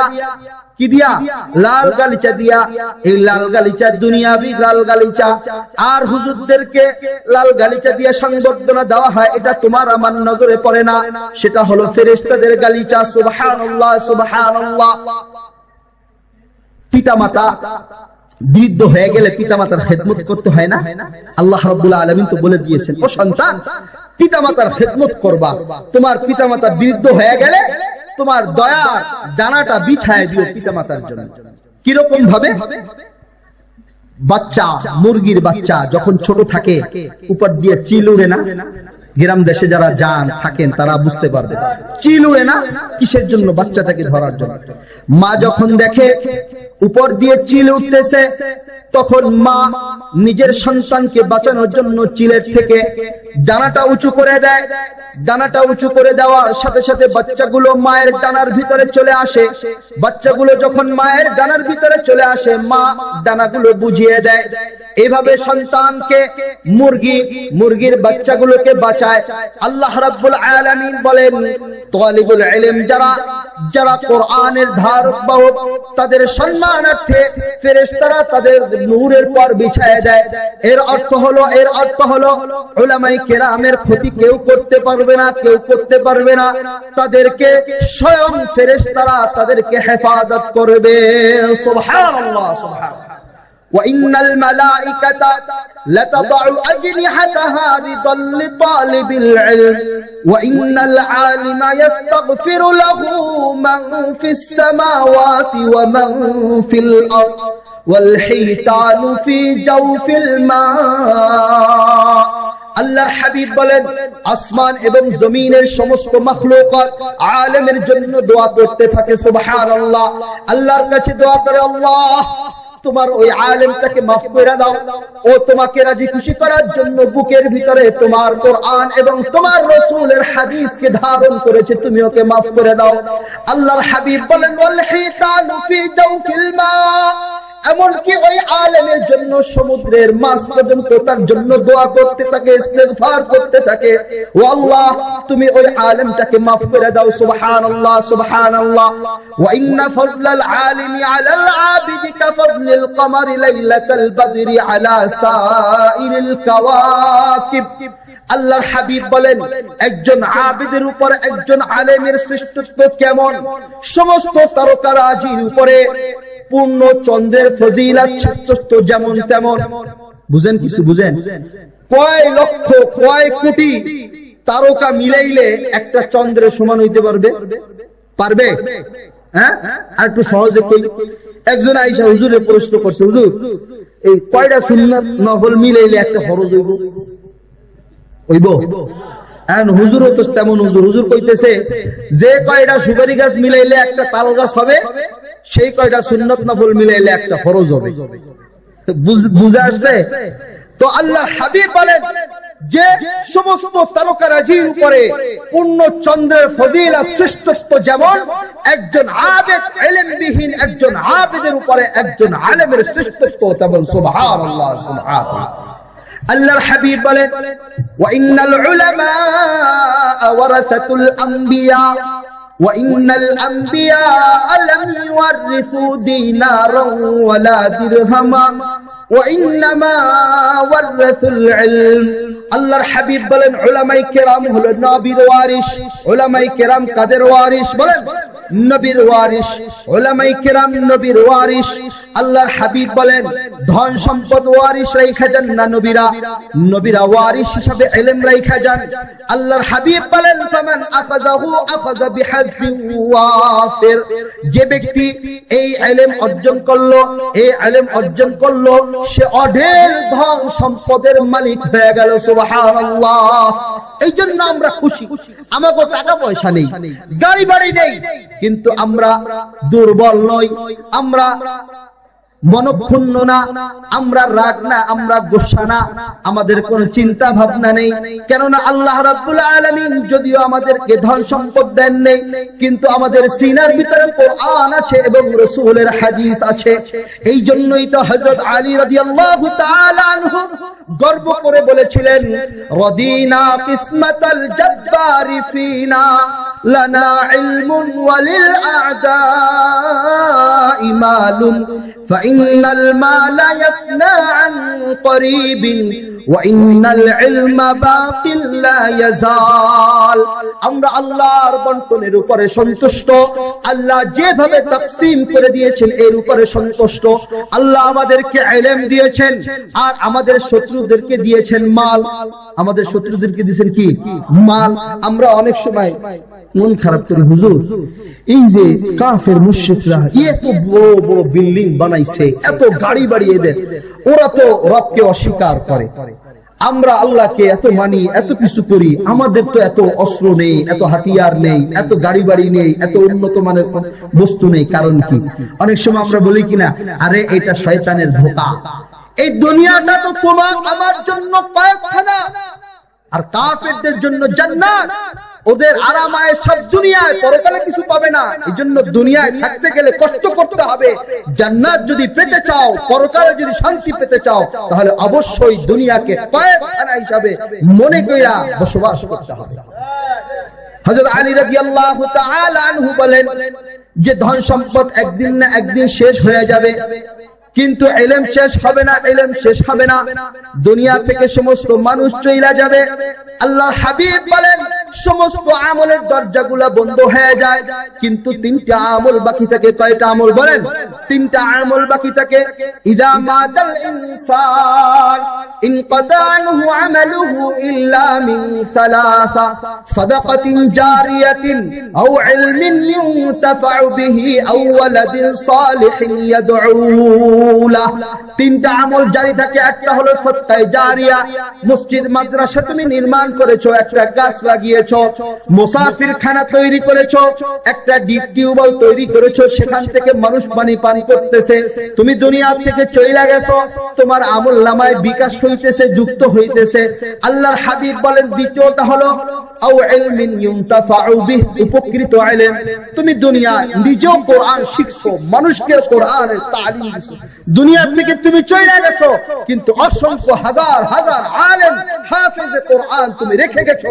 তারা একটা শব্দ যদি তেলাওয়াত করে, তোমার আমলনামায় এর সওয়াব লিখে দেওয়া হবে। সুবহানাল্লাহ। তৃতীয় নম্বর হলো আওয়ালাদিন সালিহিন ইয়াদউ লা, নেককার সন্তানের দোয়া। কার দোয়া? নেককার সন্তানের দোয়া। আল্লাহু আকবার। দুনিয়া থেকে তুমি চলে গেছো, তোমার সন্তান যায় নামাজে বৈশা দুই হাত উত্তোলন করে আল্লাহর কাছে দোয়া করে, রব্বিরহামহুমা কামা রব্বায়ানি সগীরা। আল্লাহর হাবিব বলেন এই সন্তানের দোয়া তোমার কাজে লাগবে। এই সন্তানের দোয়ার ওসিলায় তোমার কবরের আযাব বন্ধ হয়ে যাবে। এক ব্যক্তিকে জান্নাতের উঁচু মাকাম দান করা হয়েছে। ওই ব্যক্তি আশ্চর্য হয়ে বলবেন যে ভাই, আমি তো এত বড় জান্নাতের মাকাম পাওয়ার কোন কাজ আমি দুনিয়ায় করিনি, আমাকে এত বড় মাকাম কেন দেওয়া হইল? তাকে বলা হবে যে ভাই, তুমি দুনিয়ায় যে সন্তান রেখে এসেছো, তোমার সন্তান তোমার জন্য তোমার রবের কাছে মাপ চায়, ক্ষমা চায়। তোমার সন্তানের ইস্তেগফারের কারণে, তোমার সন্তানের তওবার কারণে আল্লাহ রাব্বুল আলামিন তোমাকে জান্নাতের এই উঁচু মাকাম দান করেছেন। সুবহানাল্লাহ। তুমি আমি কেমন সন্তান বানাইলাম? সন্তান পিতামাতা মরে যাওয়ার পরে জানাজার নামাজটাও পড়াইতে চায় না। এমন কি যদি খবর শুনে যে তোমার আব্বা তো ইন্তেকাল করছে, হে তো দিন শিখে নেই, তুমি তো তোমার সন্তানকে দিন শিখাও নেই, তো দিন শিখাইলে না সে বুঝবে যে মৃত্যুর সংবাদ শুনলে কি দোয়া পড়তে হয়, সে তো কিছুই জানে না। সে বলে উঠলো মাই গড, বলে কিনা মাই গড, আল্লাহু আকবার। কিন্তু কি দোয়া পড়া উচিত ছিল? ইন্না লিল্লাহি ওয়া ইন্না ইলাইহি রাজিউন, এই দোয়া পড়া উচিত ছিল কিনা? তো যেই কথা বলতেছিলাম, তোমার সমস্ত আমলগুলো শেষ হয়ে যাবে, সমস্ত আমলের দরজা বন্ধ হয়ে যাবে, সদকায়ে জারিয়া বাকি থাকবে, উপকৃত ইলম বাকি থাকবে, তোমার নেককার সন্তানের দোয়া তোমার কবরে তোমার কাজে আসবে। সুবহানাল্লাহ, সুবহানাল্লাহ। আল্লাহ রাব্বুল আলামিন বলেন, ইন্নামা ইয়াখশাল্লাহা মিন ইবাদিহিল উলামা, যাদের সিনার ভিতরে কোরআন আছে, যাদের সিনার ভিতরে রাসূলের হাদিস আছে, তারা আল্লাহকে ভয় পায়। কাকে ভয় পায়? বলেন না, কাকে ভয় পায়? নাকি আপনারে ভয় পায়? না না, কাকে ভয় পায়? আল্লাহকে ভয় পায়। আল্লাহকে ভয় পাওয়া এটা কি প্রশংসা নাকি নিন্দনীয়? না, প্রশংসিত, প্রশংসিত একটা বিষয়। আল্লাহ রাব্বুল আলামিন বলেন, যারা আমাকে ভয় করে তারাই আমার কাছে সম্মানিত। তুমি যদি তোমার রবকে যত বেশি সম্মান, তোমার রবকে যত বেশি ভয় করবা, তোমার ইজ্জত সম্মান তত বেশি তোমার রবের কাছে। ইন্না আকরামাকুম ইনদাল্লাহি আতকাকুম, যে যত বেশি আল্লাহকে ভয় করে তার ইজ্জত সম্মান তত বেশি। সুবহানাল্লাহ। উলামায়ে কেরাম আল্লাহকে ভয় করে, এই জন্য উলামায়ে কেরামের মর্যাদা আল্লাহর কাছে আছে নাকি? বলেন আছে, অবশ্যই আছে। আল্লাহর হাবিব বলেন, ইয়া আইয়ুহান নাস আলা ইন্না রাব্বাকুম ওয়াহিদুন ওয়া ইন্না আবাকুম ওয়াহিদুন আলা লা ফাদলা লিআরাবিয়্যিন আলা আ'জামিয়্যিন ওয়ালা লিআ'জামিয়্যিন আলা আ'রাবিয়্যিন ওয়ালা লিআহমার আলা আসওয়াদ ওয়ালা আসওয়াদ আলা আহমার ইল্লা বিত্তাকওয়া। আল্লাহর হাবিব বলেন, হে মানব সকল, শুনে রাখো, শুনে রাখো, আলা ইন্না রাব্বাকুম ওয়াহিদুন, তোমাদের রব এক, ওয়া ইন্না আবাকুম ওয়াহিদুন, তোমাদের পিতা এক, তোমাদের পিতা এক। বাবার কথা যখন আসলো একটু কিছু কইতে হয়। বর্তমান জামানায় বাবার ঠেলায় থাকা যায় না। এই যে লাইট লাগাইছেন না, এই লাইট দেখেই আমার মেজাজটা গেছে গরম হয়ে। এই লাইট দেখলে মনে হয় যে বাবার লাইট। এই লাইটের বর্তমানে আলাদা একটা বৈশিষ্ট্য আছে। বাবার দরবারে এই লাইট থাকে বেশি।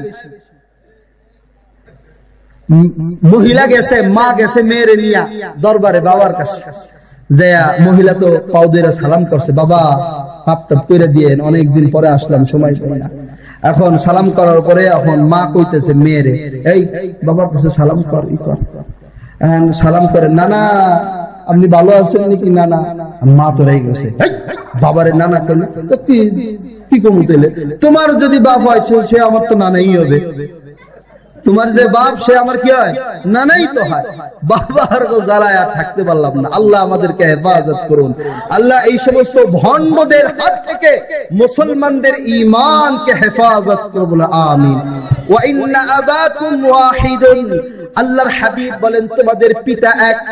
আলা লা ফাদলা লিআরাবিয়্যিন আলা আ'জামিয়্যিন, কোন অনরবির উপরে কোন আরবির শ্রেষ্ঠত্ব নেই, কোন আরবির উপরে কোন অনারবির শ্রেষ্ঠত্ব নেই, কোন কালো বর্ণের মানুষের উপরে লাল বর্ণের মানুষের শ্রেষ্ঠত্ব নেই, কোন লাল বর্ণের মানুষের উপরে কোন কালো মানুষের শ্রেষ্ঠত্ব নেই। শ্রেষ্ঠত্বের মাপকাঠি হলো একটা, সেটা হলো তাকওয়া। শ্রেষ্ঠত্বের মাপকাঠি কি বলেন? তাকওয়া। শ্রেষ্ঠত্বের মাপকাঠি হলো একমাত্র তাকওয়া। ইজ্জতের মাপকাঠি কি? ক্ষমতা। এই বলেন না কেন? ইজ্জতের মাপকাঠি কি? ক্ষমতা। ইজ্জতের মাপকাঠি কি? ধন সম্পদ। না না না, ইজ্জতের মাপকাঠি একমাত্র হলো তাকওয়া। যে যত বেশি আল্লাহকে ভয় করবে আল্লাহর কাছে সে তত বেশি সম্মানিত। সুবহানাল্লাহ। বর্তমান তো কিয়ামতের আলামত চলে, নামাজ কালাম কিছুই পড়ে না, ক্ষমতা আছে, টাকা আছে, এই জন্য উঠতে বসতে সালাম, আসসালামু আলাইকুম, আসসালামু আলাইকুম, আসসালামু আলাইকুম। আর এক বান্দা নামাজ পড়ে, ৫ ওয়াক্ত নামাজ পড়ে, মুত্তাকি, পরহেজগার, সালাম তো দূরের কথা, তার সাথে একটু হাসি মনে কথাও পায় না। এগুলো কিসের আলামত? কিয়ামতের আলামত। আল্লাহর হাবিব বলেন, ইদা উসিদাল আমরু ইলা গায়রি আহলিহি ফান্তাযিরিস সাআ, যখন অযোগ্য ব্যক্তিকে দায়িত্ব দেওয়া হবে তখন তোমরা কিয়ামতের অপেক্ষা করো, যে কোনো মুহূর্তে তোমাদের উপরে কিয়ামত চলে আসতে পারে। আগে তো মানুষ হাল চাষ করতো কি দিয়া? গরু দিয়া। আমাদের মুরব্বীরা কয় এমন একটা সময় আসবে, যুগের যে অবস্থা, যে মানুষ ছাগল দিয়ে হাল চাষ করবো। আমরা অনেক সময় করি না যে আগে কুকুরের লেজ লড়াইতো, এখন লেজে কুকুর লড়ায়। বুঝে আসছে? অর্থাৎ অযোগ্য ব্যক্তিকে দায়িত্ব দেওয়া হবে, অথচ সে এই দায়িত্বের যোগ্য না। একমাত্র কাকে সম্মান করতে হবে? যার ভিতরে তাকওয়া আছে, পরহেজগারি আছে। উলামায়ে কেরাম আল্লাহ রাব্বুল আলামিনকে ভয় পায়, এই জন্য উলামায়ে কেরামের মর্যাদা আল্লাহ রাব্বুল আলামিনের কাছে বেশি। সুবহানাল্লাহ, সুবহানাল্লাহ। উলামায়ে কেরামকে সম্মান করবেন তো ভাই? উলামায়ে কেরামকে সম্মান করবেন তো ভাই? আল্লাহ রাব্বুল আলামিন নবীর ওয়ারিসদেরকে সম্মান করার তৌফিক আমাদেরকে দান করুন, আমিন, আমিন। এখন কথা হইল, অনেকে উলামায়ে কেরামদের চোখে দেখতে পারে না, ইজ্জত করে না, ভালোবাসে না। তার কারণ কি জানেন? এদের অন্তরে তো কোরআনের মহব্বত নেই। কোরআন কি জিনিস, হাদিস কি জিনিস, এটা তারা বুঝে না। যাদের দিলের ভিতরে কোরআন নেই, যাদের দিলের ভিতরে কোরআন এবং হাদিসের মহব্বত নেই, যাদের দিলের ভিতরে আল্লাহ এবং আল্লাহ রাসূলের প্রেম নেই, তারা কখনোই উলামায়ে কেরামের কদর তারা বুঝতে পারবে না। ঠিক কি না? উলামায়ে কেরামের কদর বুঝতে হলে আগে তোমাকে কোরআনকে মহব্বত করতে হবে। উলামায়ে কেরামকে ইজ্জত করতে হলে আগে তোমাকে আল্লাহ এবং আল্লাহ রাসূলের সাথে সম্পর্ক গড়ে তুলতে হবে। যার সাথে আল্লাহ এবং আল্লাহ রাসূলের সম্পর্ক আছে, যার দিলের ভিতরে কোরআন এবং হাদিসের মহব্বত আছে, সেই একমাত্র উলামায়ে কেরামকে ইজ্জত করে। ঠিক কি না? এক উস্তাদ ছাত্রদেরকে পড়াইতেছে গুলিস্তা, আমাদের মাদ্রাসা, কওমি মাদ্রাসাগুলোতে পড়ায় গুলিস্তা, ফারসিতে রচিত একটা কিতাব, শেখ সাদি রাহমাতুল্লাহি আলাইহির কিতাব, বড় মুফিদ, উপকারী কিতাব। তো উস্তাদ পড়াইতে গিয়া বলতেছে, এই যে তোমাদেরকে যে কবিতাটা পড়াইলাম, এই কবিতার দাম কিন্তু কোটি কোটি টাকা। আমরা এরকম কথার গুরুত্ব বুঝাইতে গিয়ে বলি কিনা যে কোটি টাকা দিয়েও এই কথাটা তুই পাবি না, বলি কিনা আমরা এরকম? এখন ও ছাত্র তো একজন ছিল আমার মতন বলদ, হে কইতেছে যাক পকেটে টাকা পয়সা নেই, এত দামি একটা কথা পাইছি, কয়দিন চলা যাইব এই কথাটা ব্যবহার কইরা। বাড়ি রওনা দিছে, প্রতিমধ্যে স্যান্ডেল গেছে ছিড়া, মুসির কাছে গেছে, মুসির কাছে দেখে স্যান্ডেলটা সেলাই করে দাও, সেলাই করে দিছে। আর মুসি বলতেছে আমাকে 2 টাকা দাও। এখন তার কাছে কি টাকা আছে? তার কাছে তো কবিতা আছে, কবিতাই তার পুঁজি। যেই 2 টাকা চাইছে, কবিতা শুনাই দিছে মুসিরে। এখন মুসি কয় আমার সাথে ফাইজলামি করো না, আমি তোমার কাছে 2 টাকা চাইলাম আর তুমি আমার কবিতা শুনাই দিলা না, কত বেশি করো না, তোমার বিল হয়েছে 2 টাকা আর আমি তোমার কোটি টাকার কবিতা শুনাই দিছি, বাকি টাকা দাও, বাকি টাকা ফেরত দাও। এখন চাচা তো মানে না, এক পর্যায়ে বাধ্য হইয়া ছাত্র বলতেছে যে ঠিক আছে জুতাটা এখানে থাক, আমি একটু মাদ্রাসা থেকে আমার হুজুরের কাছে টাকা লই আসি। হুজুরের কাছে গেছে, হুজুরের কাছে গিয়ে বলতে, হুজুর আমি তো আপনার ক্লাসে এই কথাটা শুনছি, আপনি এই বলছেন। এই কথা শোনার পরে ওস্তাদ তো বুঝতে পারছে আমার এই ছাত্র কি অবস্থা। এখন কি করছে হুজুর, একটা হীরার টুকরা ছাত্রের হাতে দিছে, দিয়া কয় এইটা নিয়ে মুসিরে দিয়া দিও 2 টাকার পরিবর্তে। হীরার টুকরাটা যখন মুসির কাছে দিছে, তাই ফাইজলামি করো না, হ্যাঁ তো ফাইজলামি শিখছো কোথায়? এখনো তো দেখতেছি না বালেক, এই বয়সে এত ফাইজলামি হয়ে গেছে, আমাকে মতন বুড়া হয়ে গেলে যে পুরা দুনিয়াটা মাথায় লইবার। বাবা কি একটা পাথর আনছো, বড় পাথর যদি আনতা তাহলে এটার উপরে জুতা থুয়ে পিন মারতাম, যাও এই পাথর লয়ে যাও। এখন তো দৌড়ে আবার গেছে ওস্তাদের, ওস্তাদ এবার তো কাজ হইলো না, ঠিক আছে এইটা নিয়ে যাও স্বর্ণকারের দোকানে, স্বর্ণকার কিনতে চাবে কিন্তু তাদের কাছে বিক্রি করবা না। স্বর্ণকার যখন দেখলো যে এক বাচ্চা আইতেছে, মাথায় টুপি, পায়ে স্যান্ডেল নেই, হুজুর কত দেখলি কয় যে চিন্তা করে ব্যবসায়ীরা হুজুর মনে কালেকশনের জন্য আইছে, পরে যাও পরে যাও, মাসের শুরু মাসের শেষ দিকে আইসো, মাসের শেষের দিকে আইসো। আল্লাহু আকবার। এখন কয় যে না ভাই আমি এইসব কালেকশনের জন্য আসিনি, আমার হাতের এই জিনিসটা বিক্রি করবো। এখন ব্যবসায়ীরা তো দেখা বুঝছে স্বর্ণকার, আসো আসো ভিতরে ঢুকো, এই চা কফি ড্রিঙ্কস যা আছে সব এখন আপ্যায়ন শুরু হয়েছে, জামাইয়ের মতন আপ্যায়ন শুরু হয়েছে। ব্যবসায়ীরা রাগ করেন না, আশেপাশে ব্যবসায়ী এলাকা মহিলারা যখন আপনাদের কাছে আসে কত কিছু যে মহিলাদেরকে আপনারা খাওয়ান, এরকম আমাকে কিন্তু খাওয়ান না। কি লেগে জানেন? মহিলাকে মাথায় বাড়ি দেওয়া সহজ, বলদ বানানো সহজ, 500 টাকার জিনিস 2000 টাকা দিয়ে চালাই দিতে পারে। আল্লাহু আকবার। এখন ওই ছাত্রকে তো দেখা, ওই হীরার টুকরা দেখা তো স্বর্ণকাররা বুঝতে পারছে, এখন তার কাছ থেকে কিনবে, কিন্তু ওস্তাদ তো বইলা দিছে কিনতে চাবে কিন্তু ওদের কাছে বিক্রি করবি না, বাহানা দিয়ে চলে আসবে। তো অনেক ই কইরা বাহানা টাহানা দিয়ে চলে আসছে। ওস্তাদের কাছে আইসা ঘটনা খুলে ধরলো যে ওস্তাদ এই ব্যাপার। তখন ওস্তাদ বলল, কি বুঝতে পারলা? قدر بلبل بل بدانت یا بدانت شهبری قدر بلبل بل بدانت یا بدانت شهبری قدر جوہر شہ بدانت یا بدانت جوہری। স্বর্ণরূপার মূল্য রাজা বাদশারাই বুঝে, স্বর্ণরূপার মূল্য মুচিরা কিভাবে বুঝবে? ঠিক অনুরূপ ভাবে যাদের দিলের ভিতরে কোরআনের মুহাব্বত আছে, যাদের দিলের ভিতরে আল্লাহ এবং আল্লাহর রাসূলের প্রেম আছে, তারাই উলামায়ে কেরামের কদর বুঝে। ঠিক কিনা? যাদের দিলের ভিতরে কোরআনের মুহাব্বত নেই, যাদের দিলের ভিতরে আল্লাহ এবং আল্লাহর রাসূলের মুহাব্বত নেই, তারা কখনোই উলামায়ে কেরামের কদর বুঝতে পারবে না। ঠিক কিনা? আমাদের সমাজে অনেক পণ্ডিত অনেক কথা বলে যে আসলে যারা মাদ্রাসায় পড়ে এরা কিছুই বুঝে না, কিছুই জানে না। দূরে বৈশা লেকচার দাও, কাছে আসো, কাছে আসলে বুঝতে পারবা কত ধানে কত চাল।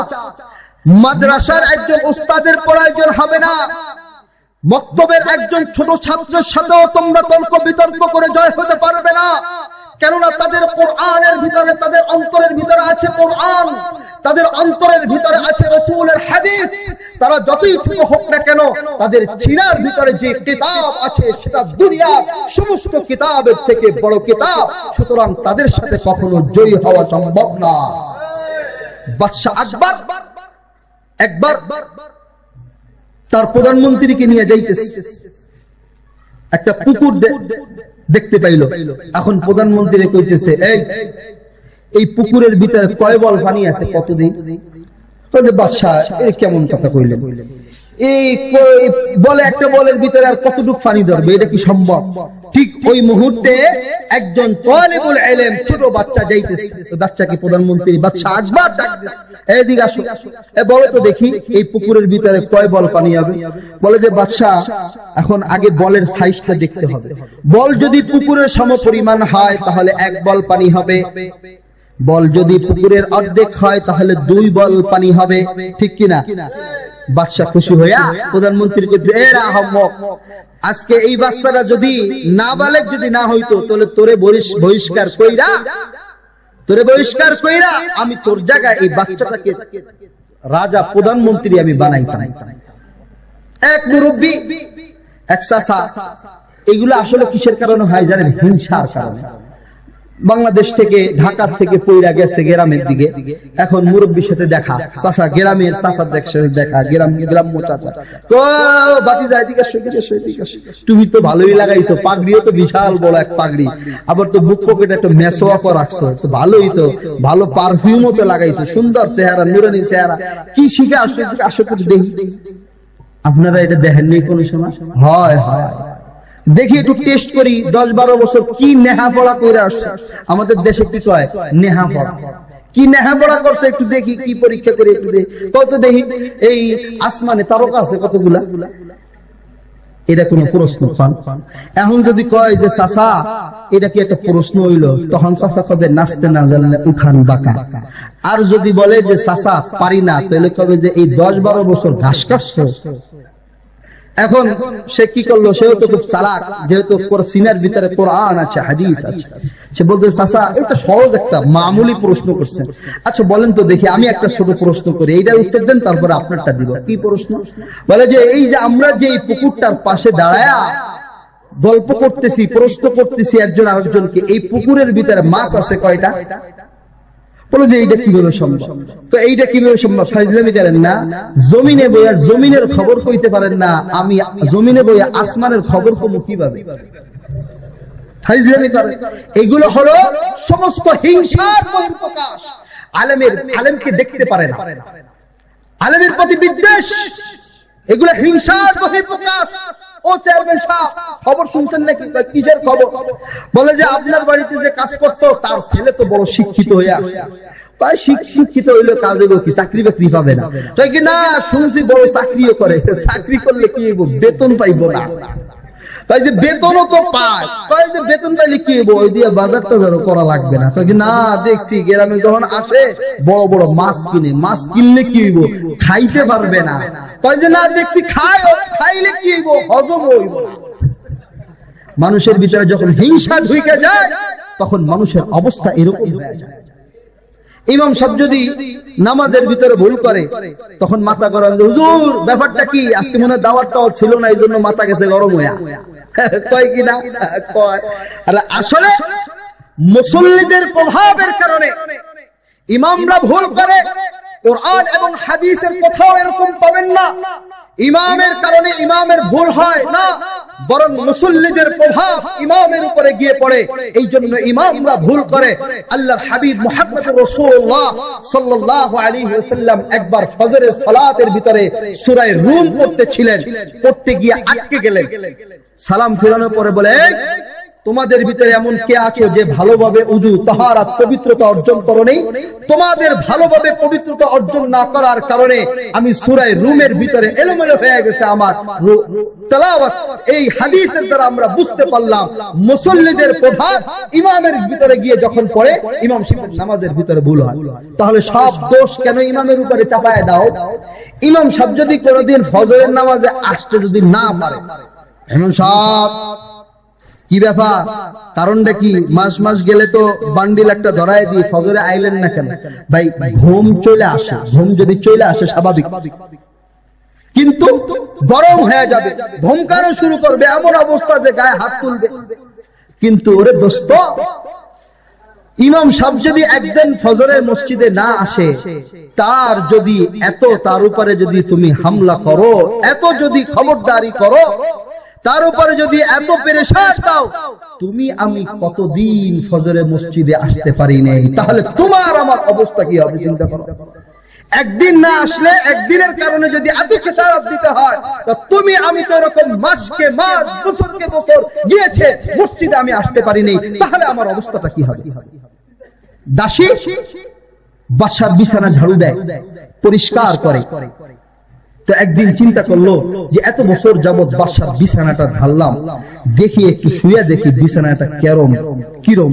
তো বাদশা যখন রাজদরবারে চলে গেছে, দাসী পরিষ্কার কইরা একটু বিছানায় শুইছে, শুয়ে খুব আরাম, তো নরম বিছানা।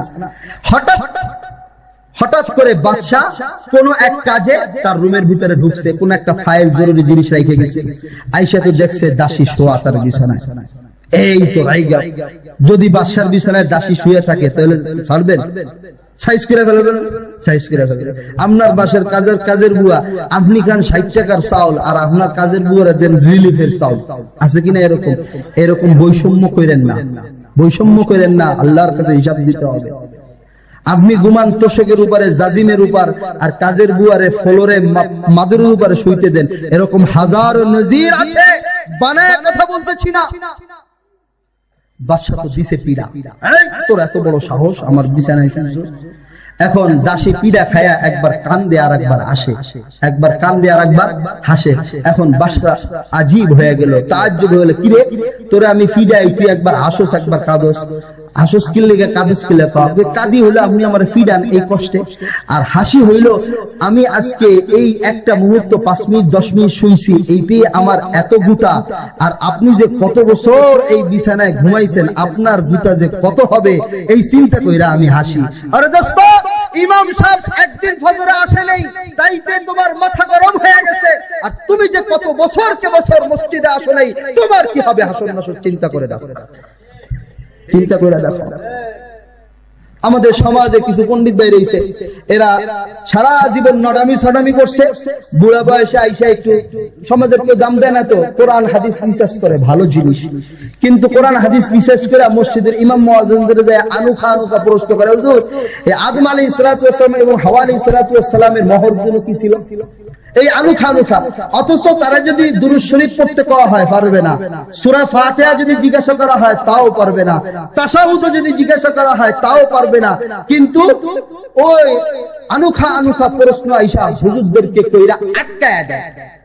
এদের উদ্দেশ্য কোরআন এবং হাদিস রিসার্চ করার উদ্দেশ্য কোরআন শেখা নয়, হাদিস শেখা নয়, বরং উলামায়ে কেরামের সাথে তর্ক বিতর্ক করা, সাধারণ মানুষকে নিজের সামনে জাহির করা এদের একমাত্র উদ্দেশ্য হয়ে থাকে। শুনে রাখো, শুনে রাখো, যারা কোরআন এবং হাদিস পড়বে এই উদ্দেশ্যে, উলামায়ে কেরামের সাথে তর্ক বিতর্ক করা যাদের উদ্দেশ্য হবে ইলম শেখা, আল্লাহর হাবিব বলেন মান তালাবাল ইলমা লিউজারিয়া বিহিল উলামা আও লিউমারিয়া বিহা أو يصرف به وجوه الناس إليه أدخله الله النار। আল্লাহর হাবিব বলেন যারা ইলম শিখবে এই উদ্দেশ্যে, সাধারণ মানুষের সামনে নিজেকে প্রকাশ করা, হ্যাঁ নিজেকে প্রকাশ করা, নিজেকে জাহির করা, মানুষ যেন আমাকে বাহবা দেয়, উলামায়ে কেরামের সাথে তর্ক বিতর্কে যেন আমি জয় হই, এই উদ্দেশ্যে তুমি যদি কোরআন এবং হাদিস শিখো, আল্লাহর হাবিব কি বলে শুনে রাখো, শুনে রাখো, আদখালাহু আল্লাহুন নার, আল্লাহ ওই ব্যক্তিকে জাহান্নামে নিক্ষেপ করবেন। নাউযুবিল্লাহ, নাউযুবিল্লাহ। আমাদের এক আকাবির এক মাহফিলে গেছে, মাহফিলের ওই মাহফিলের যে সভাপতি, এলাকার চেয়ারম্যান আইসা হুজুরকে বলতেছে, হুজুর আজকে রাতে আমার বাসায় আপনি খানা খাবেন। এখন তো দাওয়াত দিয়ে চলে গেছে।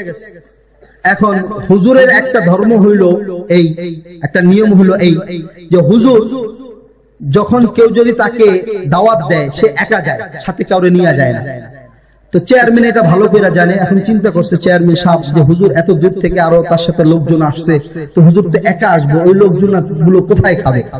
এই জন্য দ্বিতীয়বার গিয়ে হুজুরের কানে কানে বলতেছে, হুজুর আপনার সাথে যারা আসছে তাদেরকে সহ আসবেন, তাদেরকে সহ দাওয়াত। এখন হুজুর মাইকে ঘোষণা করে দিছে, এই আজকে রাত্রে আপনাদের সবার চেয়ারম্যান বাড়ি দাওয়াত। এখন চেয়ারম্যানের তো ভূমিকম্প শুরু হয়ে গেছে, চেয়ারম্যানের ভূমিকম্প শুরু হয়ে গেছে, 500-600 মানুষকে কিভাবে খাওয়াবে এই মুহূর্তে। এখন কানে কানে এসে, হুজুর আপনার সাথে যারা আসছে তারা সহ, এরা সহ না। আরে এদের কারণে আমি আসছি, আমার কারণে এরা আসছে, এদের সাথে আমার সবার সম্পর্ক আছে, সবার সাথে আমার সম্পর্ক। বলে তো হুজুর তাহলে কি করবো, একটু ওয়াজটা লম্বা করেন, একটা গরু হুতাই দিই, বিসমিল্লাহ কয় যে না ওয়াজ লম্বা করা যাবে না, যা পড়ে আসছে সেটুকু বলবো। ঠিক আছে তাহলে আর কি আর করার, তাহলে 100 জনের খাবার কোন মরিচ আর পানি দিয়ে 200 জন বানাই, তো 100 জনের খাবার 200 জন করছে। চেয়ারম্যানের সব তো ভিতরে, ওই ভিতরে তো ভূমিকম্প চলতেছে, ইজা জুলজিলাতিল আরদু জিলজালাহা, হ্যাঁ পায়জামা গরম হয়ে গেছে চেয়ারম্যানের সব, আজকে চেয়ারম্যানগিরি যাইবো। এখন বয়ান তো শেষ, আলোচনা শেষ, আর হুজুর কইতেছে চেয়ারম্যান বাড়ি খাইতে যাবেন কে কে? সবাই গরু গরু দিয়া ডাল দিয়া মিনিগেট 1 নম্বর চাল। ঠিক আছে, তো আপনারা সূরা ফাতিহাটা বইলা ডান দিকে আসে, সূরা ফাতিহাটা বইলা ডান দিকে আসে। 500 জনের ভিতরে টিকছে 20 জন। কয়জন?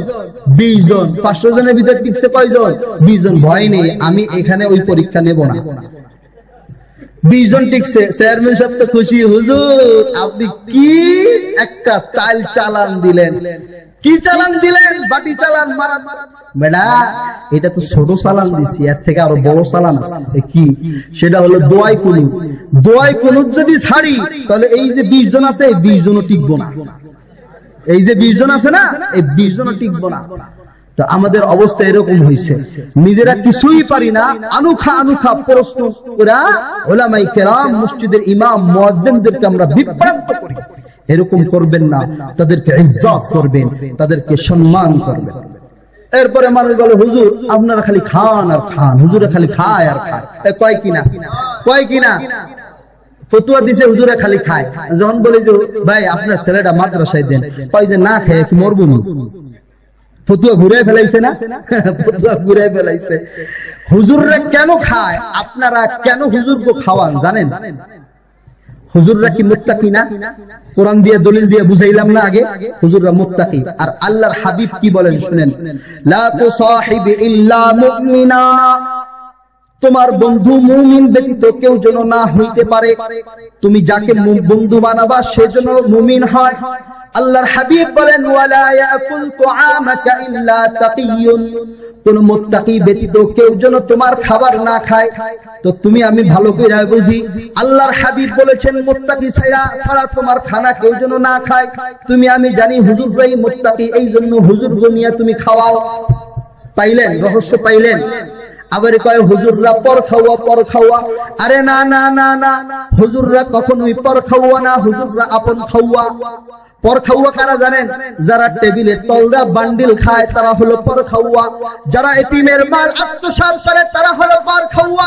যারা শ্বশুর বাড়ি থেকে যৌতুক আনে তারা হলো পর খাওয়া।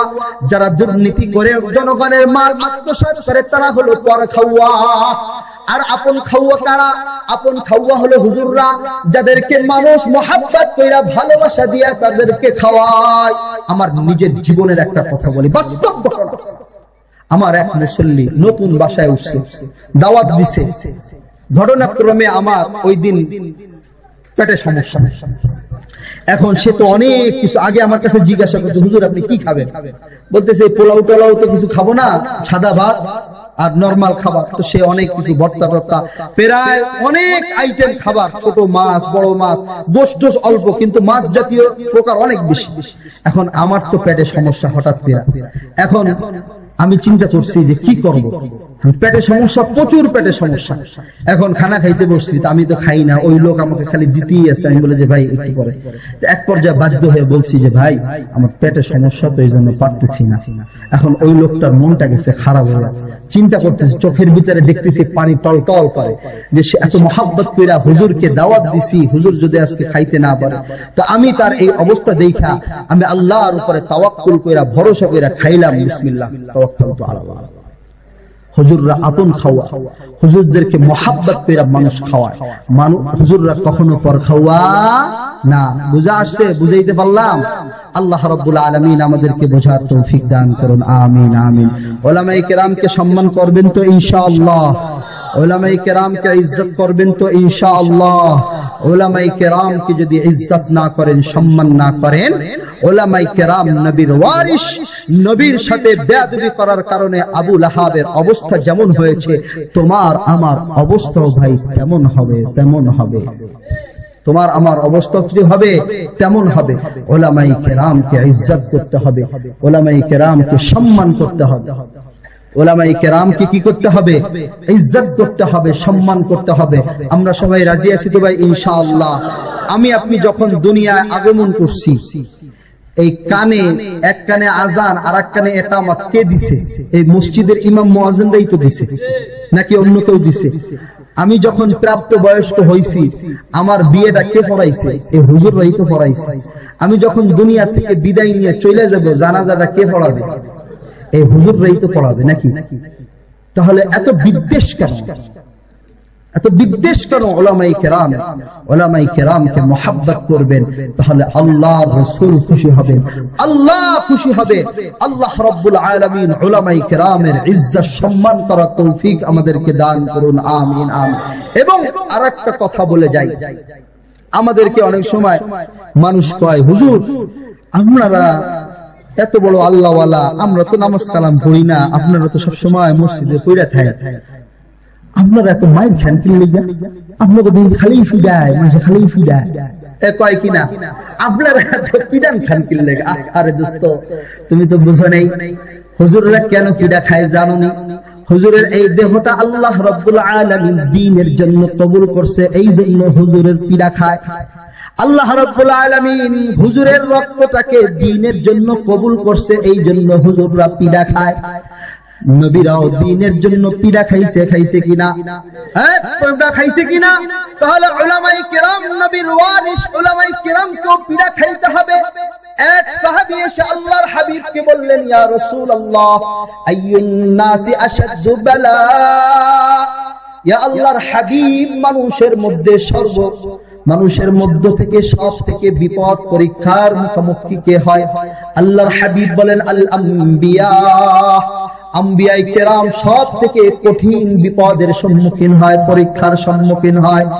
এরপর আল্লাহর হাবিব বলেন সুম্মাল আমসাল ফাল আমসাল, এরপরে ধারাবাহিকভাবে যারা নবীদের নিকটবর্তী তারা বিপদের সম্মুখীন হয়। উলামায়ে কেরাম হলো নবীদের ওয়ারিস, এই জন্য তাদের পরীক্ষা বেশি। আল্লাহর হাবিব বলেন ফা ইন কানা দীনুহু সুলবান ইশতাদ্দা বালাউ, তোমার যদি তোমার দিন যদি মজবুত হয়, কঠিন হয়, তোমার পরীক্ষাটাও কঠিন হবে। ঠিক কিনা?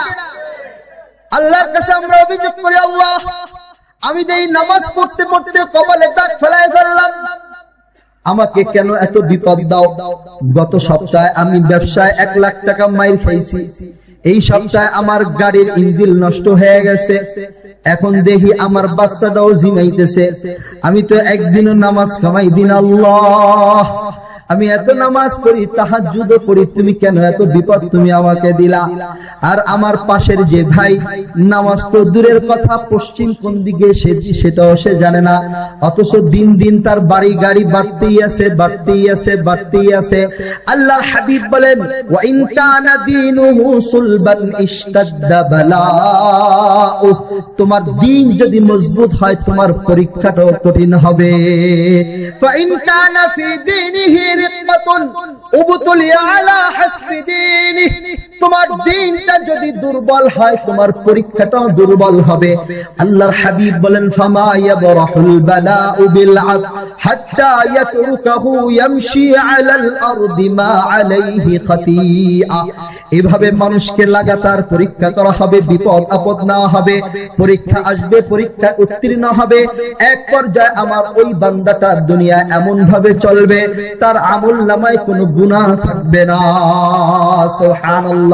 তাহলে পরিষ্কার হইল কিনা উলামায়ে কেরাম কেন এত ফিদা খায়?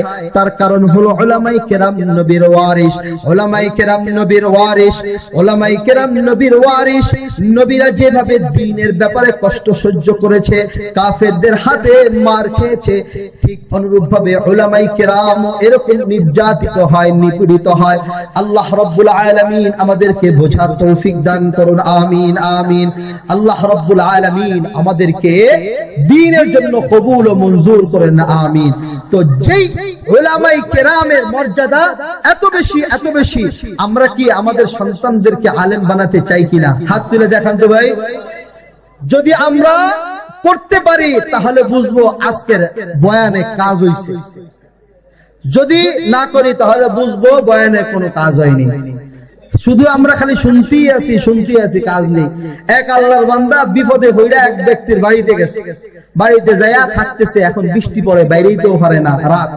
এখন বাড়ির যে মালিক সে চিন্তা করছে যে লোকটা বিপদে পড়ে আসছে, তো খানা আনতেছে, তরকারি আনতেছে, ভাত আনছে, ভাত আইনা সামনে দিছে, ডাইল আনতে গেছে, তরকারি আনতে গেছে, তরকারি আইনা দেখা যায় ভাত নেই, ভাত খাইয়া লেগেছে, সুদা ভাত। আবার তরকারি থুইয়া ভাত আনতে গেছে, আইনা দেখা যায় তরকারি নেই। এইভাবে সব শেষ করে ফেলাইছে। এখন বলতেছে ভাই কষ্ট পাইলেন, আমি এত খাইলাম কেন? না, কষ্ট সেখানে না, কষ্ট হলো ওইখানে। আপনি এত খাইছেন, এতে আমার কষ্ট নেই, কিন্তু তরকারি আর ভাত একসাথে করতে পারলাম না, এইটা হলো আমার সব থেকে বড় কষ্ট। বুঝে আসছে? তো আমাদের কষ্ট হলো ওইখানে যে ওয়াজ এবং আমল এই দুইটা আমরা একত্রে করতে পারলাম না। অনেক কিছু জানি কিন্তু আমরা মানি না। আল্লাহ রাব্বুল আলামিন আমাদেরকে জানার সাথে সাথে মানার তৌফিক দান করুন, আমিন আমিন আমিন। ওয়া আখির দাওয়ানা আলহামদুলিল্লাহি রাব্বিল আলামিন। আসসালামু আলাইকুম ওয়া রাহমাতুল্লাহ।